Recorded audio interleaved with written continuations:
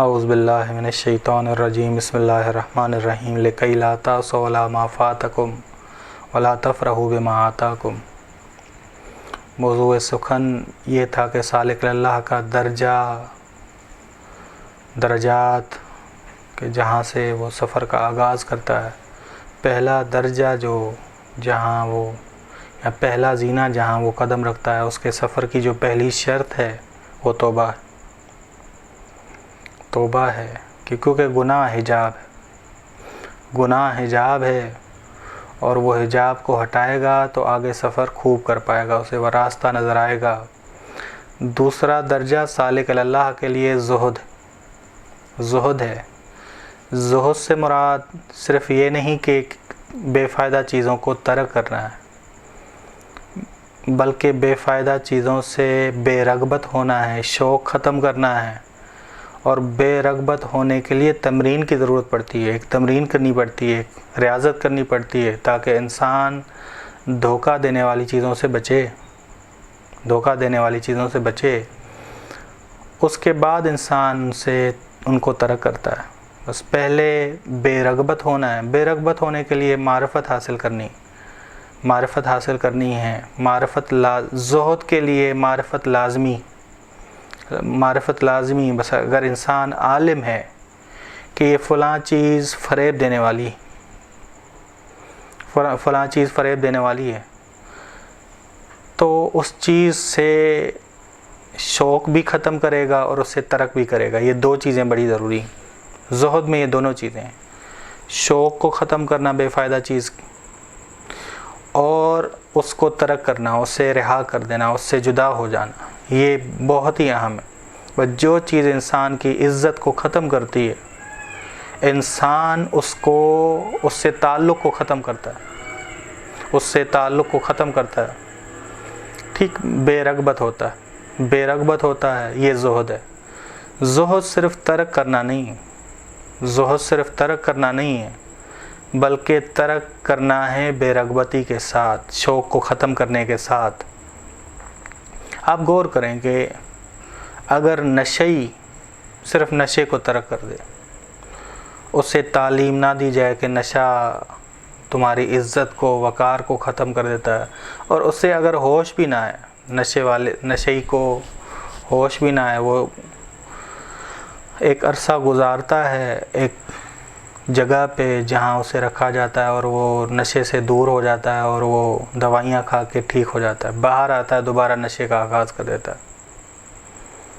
بس نشئی کو صرف یہ نہیں سوچا جائے کہ نشئی کو نشے سے ترک کرنا ہے یا یہ کوشش کی جائے کہ وہ نشے کو ترک کر دے، نہیں، اسے تعلیم فراہم کی جائے، معرفت فراہم کی جائے تاکہ پتہ چلے کہ یہ نشہ اس کے عزت کو، وقار کو ختم کرتا ہے، اس کے بعد اسے ترک کرے گا۔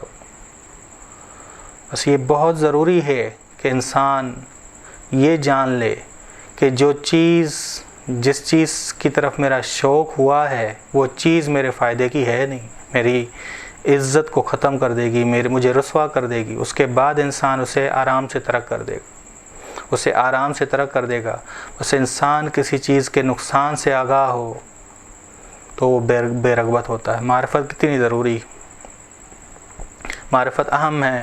زہد قرآن میں بے رغبتی کے معنی میں آتا ہے، آیا ہے کہ قرآن کریم نے کہا ہے کہ وَقَانُوا فِيهِمْ مِنَ الزَّاهِدِينَ کہ وہ سب یوسف کے خریدنے میں بے رغبت تھے۔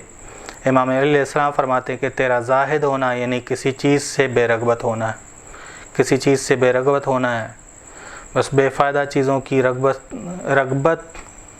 بے فائدہ چیزوں سے رغبت جب انسان اس کی طرف شو کر لے تو یہ بے فائدہ چیزیں انسان کی قدرت کو ختم کر دیتی ہیں، انسان کی طاقت کو ختم کر دیتی ہیں۔ انسان دنیا زر کو برق اور رنگینیاں دکھا کر انسان کے ہاتھ پاؤں کو باندھ لیتی ہیں۔ آپ دیکھیں کہ جب راستے میں ڈاکو پڑ جاتے ہیں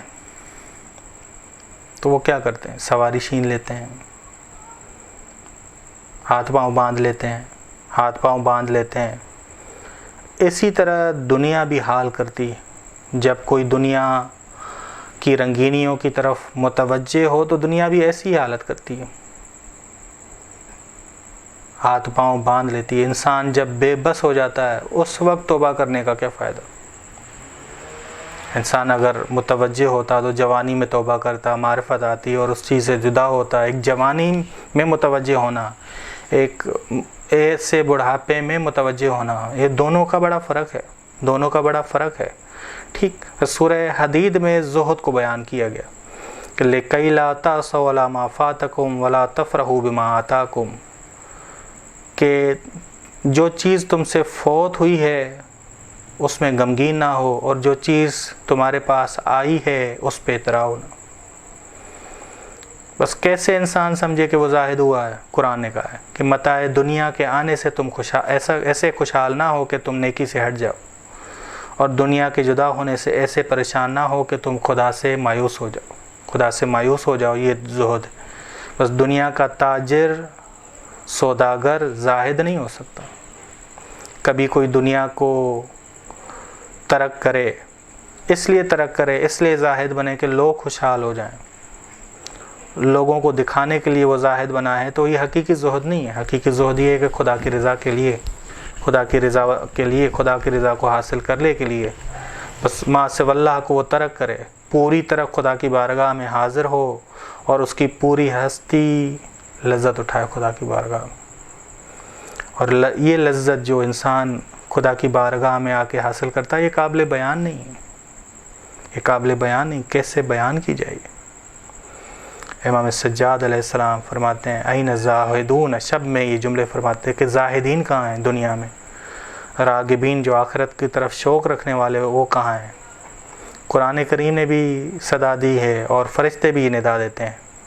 قرآن نے بھی کہا ہے والآخرۃ خیر و ابقیٰ، آخرت خیر و ابقیٰ، خیر ہے اور ابقیٰ ہے، ہمیشہ باقی رہنے والی، یا واللہ خیر و ابقیٰ، یہی ندا فرشتے بھی ہمیں دیتے ہیں، ہمیشہ یہ فرشتوں کی ندا آتی ہے والآخرۃ خیر و ابقیٰ واللہ خیر و ابقیٰ، کہ خدا خیر ہے اور ابقیٰ ہے، باقی رہنے والا ہے۔ بس خداوند عالم ہمیں توفیق دے۔ بس یہ سالک اللہ کا دوسرا مرتبہ زہد ہے کہ جس کے حوالے سے ابھی گفتگو جاری ہے۔ صلی اللہ علی محمد اہل بیتہ الطیبین الطاہرین، اللہم صلی علی محمد۔